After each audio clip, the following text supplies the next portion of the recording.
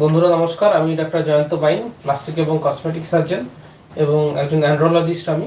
তো আজকে যে বিষয়টা নিয়ে কথা বলবো সেটা হচ্ছে আমার একটা ভিডিও রয়েছে ইউটিউবে পিনহোল মিয়েটাস নিয়ে। তো সেখানে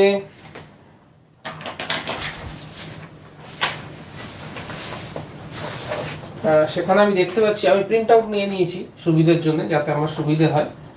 সেখানে আমার ভিডিওটা ছিল হচ্ছে কোন বয়সে সার্কামসিশন করা যায়, মানে কোন এজে সার্কামসিশন করা যায়, বাচ্চাদের নাকি অ্যাডাল্টদের নাকি কিশোরদের নাকি বয়স হয়ে গেলে, সেটা নিয়ে ভিডিওটা ছিল।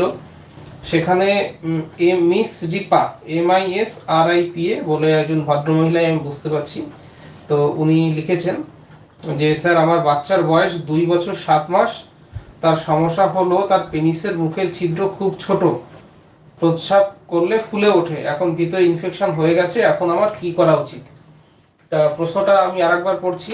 উনি লিখেছেন ভিডিওটা ছিল কোন বয়সে সার্কামসিশন করা যায়, সার্কামসিশনের বয়স কিছু আছে কিনা, যে এই বয়সে করা যাবে এই বয়সে করা যাবে না, সেটা নিয়ে। তো উনি লিখেছেন যে আমার বাচ্চার বয়স হচ্ছে 2 বছর 7 মাস। তো 2 বছর 7 মাস মানে জাস্ট 3 বছরের কাছাকাছি বা 2.5 বছর থেকে একটু বেশি বাচ্চাটার বয়স, এবং তার পেনিসের মুখের ছিদ্র খুব খারাপ, ছিদ্র খুব ছোট ছোট্ট হচ্ছে ছিদ্র, এবং পেচ্ছাপ করলে পরে ফুলে ওঠে এবং ভেতরে ইনফেকশন হয়ে গেছে, এখন আমার কি করা উচিত? আমি রেগুলার সার্কামসিশন সার্জারি বা অ্যাস্থেটিক কসমেটিক জেনাইটাল সার্জারি করি, এবং এই যে সমস্যাটা উনি লিখেছেন ওনার 2 বছর 7 মাসের বাচ্চার জন্য, এটা শুধু 2 বছর 7 মাসের বাচ্চা নয়, আমি 5 বছরের বাচ্চাকেও দেখেছি, 10 বছরের বাচ্চাকেও দেখেছি, 16 বছরের কিশোরকেও দেখেছি, 18 বছরের কিশোরকেও দেখেছি, ইভেন 30, 32, 35 বছরের পেশেন্টরাও আমাদের কাছে ঠিক এই সমস্যা নিয়ে আসেন। তো এই যে সমস্যাটার কথা উনি লিখেছেন সেটা শুধু ওনার বাচ্চার জন্য নয়। সমস্যাটা এক্স্যাক্টলি কি হয় সেটা একটু ছবি এঁকে আপনাদেরকে দেখাবো। এই সমস্যাটা একটা খুব ইম্পর্টেন্ট সমস্যা, মেল জেনাইটাল হেলথটাকে, এবং আমরা সেই জেনাইটাল যদি ওই এরিয়াটার সুস্বাস্থ্য বজায় রাখতে চাই বা জায়গাটাকে পরিষ্কার রাখতে চাই, তাহলে এই সমস্যাটা বোঝার খুব গুরুত্বপূর্ণ রয়েছে, বা এই জিনিসটা খুব গুরুত্বপূর্ণ। এটা বোঝানোর জন্য আমি জাস্ট ছবি এঁকে জিনিসটা বোঝাবো, যে ছেলে হোক বা মেয়ে হোক, ছেলে হোক, সেটা ছোট বাচ্চা হোক বা বড় বাচ্চা হোক, সমস্যাটা এরকমের হয়। তো আমরা যদি মেল জেনাইটালের ছবি আঁকি, তো এটার পরে গিয়ে এটা গ্ল্যান্স পেনিস।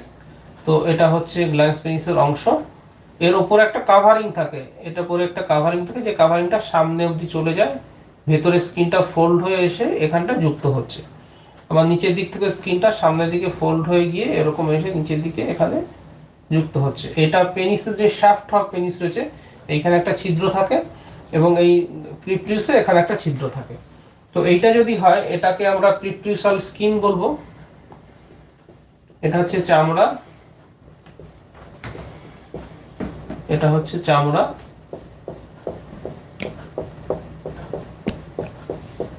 তো এটা হচ্ছে প্রিপ্রিউসাল স্কিন। এই যে স্কিনটা রয়েছে এটাকে, এটা হচ্ছে করোনা রেডিয়েটা, বা এটা হচ্ছে করোনা। তো এটা হচ্ছে গ্ল্যান্স, এটা হচ্ছে গ্ল্যান্স পেনিস, এটা হচ্ছে প্রিপ্রিউস,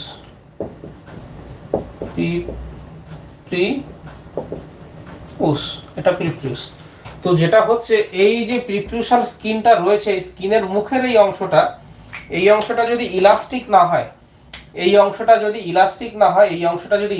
না হয়, তাহলে দেখা যাচ্ছে চামড়াটা পেছনের দিকে আসে না, এবং সেক্ষেত্রে যেটা সমস্যা, ইউরিনটা এখান থেকে বেরিয়ে এলো, এই জায়গাটা থেকে এইখানটাতে জমা হয়।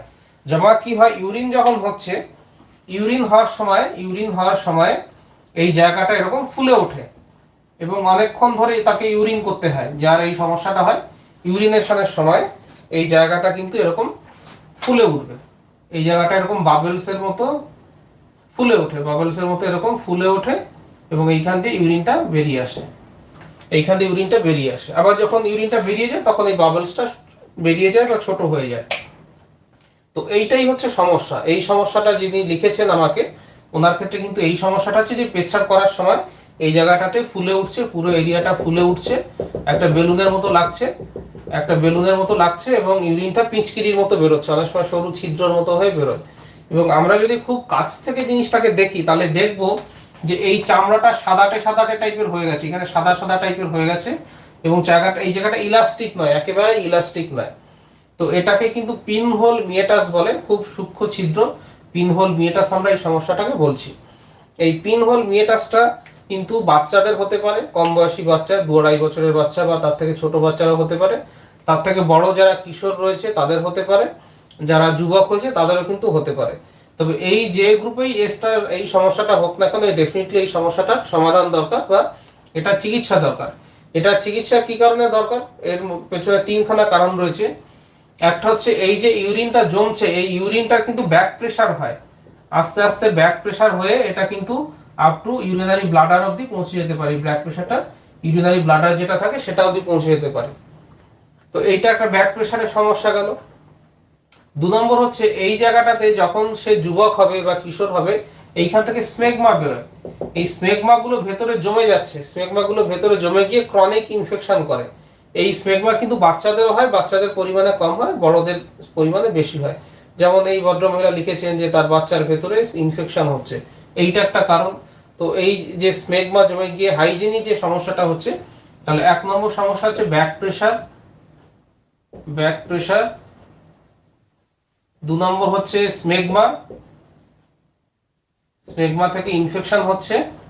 এবং 3 নম্বর যে সমস্যাটা বলবো সেটা অ্যাডাল্টদের ক্ষেত্রে হয়, সেটা হচ্ছে যখন উনি ইন্টিমেট হতে যাবেন বা সঙ্গীর সঙ্গে মিলিত হতে যাবেন, তখন যেহেতু চামড়াটা পেছনের দিকে যাচ্ছে না, বিভিন্ন রকমের শারীরিক অসুবিধে বা অস্বস্তি ফিল হতে পারে। কারণ নর্মালি পেছনে চলে যাওয়ার কথা চামড়া, ওনার ক্ষেত্রে চামড়া যাচ্ছে না, তাহলে ইন্টিমেসির সময় সমস্যা হতে পারে। তো এই 3টে মেইনলি সমস্যাই পিনহোল মিয়েটাসের জন্য হয়। পিনহোল মিয়েটাসের জন্য কি হতে পারে, ব্যাক প্রেসার জনিত সমস্যা, যেটা কিডনিকে বা আমাদের ইউরিনারি ব্লাডারকে এফেক্ট করতে পারে। 2 নম্বর হচ্ছে এই যে ইনফেকশন হচ্ছে স্মেগমার জন্য, এই স্মেগমার জন্য কিন্তু লোকালি যেমন ইনফেকশন হচ্ছে, এই স্মেগমার ইনফেকশনটা কিন্তু আস্তে আস্তে আপগ্রেডেড ইনফেকশন বা অ্যাসেন্ডিং ইনফেকশন হতে পারে। এটা 2 নম্বর ইনফেকশন। আর 3 নম্বর হচ্ছে যখন ইন্টিমেটস হচ্ছে বা মিলন করতে যাচ্ছেন তার সাথীর সঙ্গে, তখন এটা যুবকদের জন্য বিশেষ করে, তো সেই ক্ষেত্রে কিন্তু এই ইন্টিমেসির সময় সমস্যা হতে পারে। তাহলে এই যে সমস্যাটা হলো, এই যে পিনহোল মিয়েটাসটা যে সমস্যাটা নিয়ে এই ভদ্রমহিলা আমাদের সঙ্গে যোগাযোগ করেছেন, তার ট্রিটমেন্ট কি হবে। এবার ট্রিটমেন্ট অপশনস নিয়ে আমরা আলোচনা করব।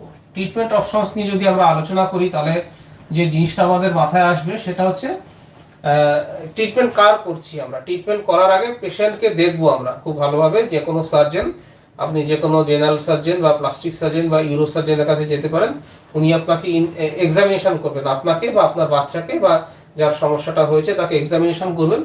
আমরা এক্সামিনেশন করব, এই এরিয়াটাকে এক্সামিনেশন করব, এই যে প্রিফিউসাল যে স্কিনটা রয়েছে এই জায়গাটাকে এক্সামিনেশন করব।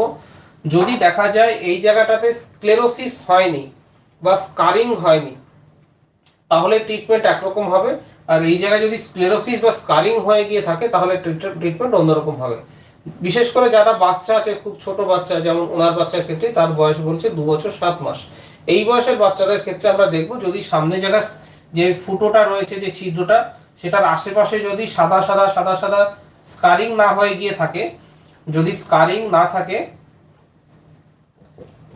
স্কারিং আছে কিনা এটার উপরে ট্রিটমেন্টটা ডিপেন্ড করছে। যদি দেখা যায় স্কারিং না হয়ে গিয়ে থাকে, সেক্ষেত্রে আমরা অয়েনমেন্ট দিয়ে থাকি, স্টেরয়েড অয়েনমেন্ট দেওয়া হয়। সেই স্টেরয়েড অয়েনমেন্টটা বলি আমরা অ্যাপ্লাই করবেন, এবং রাতের বেলা বাচ্চা যখন ঘুমিয়ে যাবে চামড়াটাকে পেছন দিকে টানার চেষ্টা করবেন। তাহলে দেখা গেছে 3 থেকে 4 মাস এরকম স্টেরয়েড অয়েনমেন্ট লাগালে পরে জিনিসটা ঠিক হয়ে যেতে পারে। তাহলে 1 নম্বর হচ্ছে স্টেরয়েড। এই স্টেরয়েড হচ্ছে বাচ্চাদের ক্ষেত্রে। কেন বাচ্চাদের ক্ষেত্রে সেটা এবারে বলবো। এবার যারা অ্যাডাল্ট বা বড়, তাদের ক্ষেত্রে কিন্তু দেখা যাচ্ছে মানে অ্যাডাল্ট অনসেট যদি আগে ঠিক ছিল, পরবর্তীকালে পিনহোল মিয়েটাস হয়েছে, বা ছোটবেলা থেকেই পিনহোল মিয়েটাস সেটা বড় অবধি রয়েছে, এই দুটো ক্যাটাগরি হতে পারে অ্যাডাল্টদের ক্ষেত্রে বা বয়স্কদের ক্ষেত্রে। দুটো ব্যাপার হতে পারে, যে আগে ডাক্তারবাবু ঠিকঠাক যেত, এখন ইদানিং দেখছি আস্তে আস্তে ছোট হতে হতে হতে হতে একেবারে ছোট হয়ে গেছে। এই সমস্যা নিয়ে প্রচুর অ্যাডাল্ট পেশেন্ট আমাদের কাছে আসেন। তাদের ক্ষেত্রে কিন্তু স্কারিং হওয়ার ফলে ক্রনিক ইনফেকশন, এবং ক্রনিক ইনফেকশন হওয়ার জন্য স্কারিং হচ্ছে, তার জন্য আস্তে আস্তে ছোট হয়ে গেছে। এই ক্ষেত্রে কিন্তু কোনো রকম অয়েনমেন্ট বা অ্যাডাল্টদের ক্ষেত্রে কোনো রকম যদি স্টেরয়েড অয়েনমেন্ট আমরা দিই, সেটা কিন্তু কাজ করে না। তাদের ক্ষেত্রে অয়েনমেন্ট দেয়া এবং স্ট্রেচিং এর যে টেকনিকটা, যেটা বাচ্চাদের ক্ষেত্রে বললাম, সেটা কিন্তু কাজ করে না।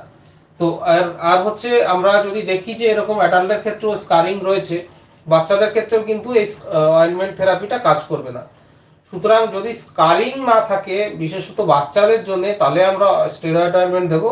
আর যদি স্কারিং থাকে, বাচ্চাদের যদি স্কারিং হয়ে যায়, এবং অ্যাডাল্টদের যদি এই সমস্যা হয়, স্কারিং থাকুক বা না থাকুক, ইউজুয়ালি স্কারিং থাকেই, তাদের ক্ষেত্রে কিন্তু কোনোভাবেই এই অয়েনমেন্ট মেথডে কাজ করবে না। অনেকেই আমাকে প্রশ্ন করেন কি স্যার অয়েনমেন্টে কাজ হবে কিনা, অয়েনমেন্টে কাজ হবে কিনা সেটা মন কথা যে অয়েনমেন্ট একমাত্র বাচ্চাদের ক্ষেত্রে কাজ করবে, বড়দের ক্ষেত্রে কাজ করে না। বাচ্চাদের ক্ষেত্রে সেই বাচ্চাদের ক্ষেত্রেই কাজ করবে যাদের স্কারিং হয়নি। সুতরাং স্কারিং হয়েছে কি হয়নি সেটা যে কোনো ডাক্তারবাবুর কাছে গেলে পরে উনি কিন্তু বুঝে যাবেন স্কারিং হয়েছে কি হয়নি, তখন হচ্ছে আমরা সেইভাবে ট্রিটমেন্টটা করব বা ওনাকে অয়েনমেন্ট থেরাপি করব। আর অ্যাডাল্ট অনসেট যাদের এই পিনহোল মিয়েটাস থাকে তাদের ক্ষেত্রে দেখা গেছে যে অ্যাডাল্টদের কিন্তু অলরেডি স্কারিং থাকে, সেটা বাইরের দিকের স্কিনও থাকে, ভেতরের দিকের স্কিনও থাকে। তাদের ক্ষেত্রে কিন্তু এই অয়েনমেন্ট থেরাপিটা খুব ভালো কাজ করে না। তাদের ক্ষেত্রে যেহেতু অয়েনমেন্ট থেরাপিটা খুব ভালো কাজ করে না বা করতে চায় না, তাদের ক্ষেত্রে আমরা সার্কামসিশন করার জন্য তাদেরকে আমরা বলবো বা তাদেরকে আমরা সাজেশনস দিয়ে থাকি। তো সার্কামসিশনসটাই হচ্ছে এই যে পিনহোল মিয়েটাস সেটার পার্মানেন্ট সলিউশন। এবং অ্যাডাল্টদের ক্ষেত্রে দেখা গেছে যে যারা বয়সের পরে 14 থেকে 15 বছরের পরে যাদের এই সমস্যাটা হচ্ছে তাদের কিন্তু সার্কামসিশন লাগে। অ্যাকচুয়ালি ব্যাপারটা কি হয়, অ্যাডাল্টদের ক্ষেত্রে যে সমস্যাটা হচ্ছে সেটা হচ্ছে পেনিসের যে পরিমাণ গ্রোথ হয়েছে সেই পরিমাণ কিন্তু স্কিনের এই যে গ্রোথটা রয়েছে, স্কিনের সামনের অংশটার সেই ইলাস্টিসিটিটা বাড়েনি। তো এটা অয়েনমেন্ট দিয়ে যদি আমরা চেষ্টা করি সেই জায়গাটা আরো ফেটে ফেটে যায়, আরো ফেটে ফেটে গিয়ে আরো সমস্যা তৈরি করে। তো আরো ফেটে ফেটে গিয়ে যেহেতু আরো সমস্যা তৈরি করে, আমরা কিন্তু ওনাদেরকে সার্জারি করে জিনিসটা করার সমাধান করার কথা বলবো। তো আমি আজকের এই ভিডিওটাতে একটা খুব ইম্পর্টেন্ট জিনিস আলোচনা করলাম, সেটা হচ্ছে পিনহোল মিয়েটাস। পিনহোল মিয়েটাসের সমস্যাটা কি সমস্যা সেটা নিয়ে আলোচনা করলাম, এবং পিনহোল মিয়েটাসের ক্ষেত্রে বাচ্চাদের ক্ষেত্রে কি কি সমস্যা হয় বা বাচ্চারা কিভাবে আসে সেটা নিয়ে আলোচনা করেছি, এবং অ্যাডাল্টদের ক্ষেত্রে কি কি সমস্যা হয় বা অ্যাডাল্টরা কি কি নিয়ে সমস্যা নিয়ে আসে সেটা আলোচনা করলাম। এবং ট্রিটমেন্টটা করলাম বাচ্চাদের ক্ষেত্রে আমরা যদি স্কারিং না থাকে সেক্ষেত্রে বাচ্চাদের ক্ষেত্রে অয়েনমেন্ট থেরাপি কাজ করতে পারে, কিন্তু বড়দের ক্ষেত্রে অয়েনমেন্ট থেরাপি একেবারেই কাজ করে না।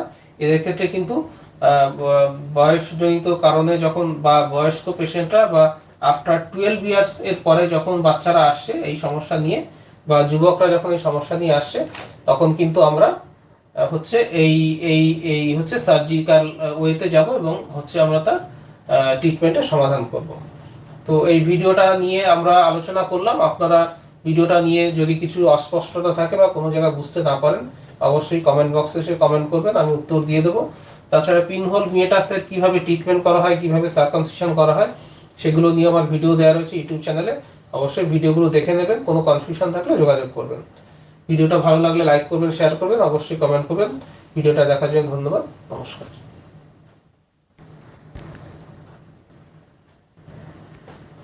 ঠিক আছে।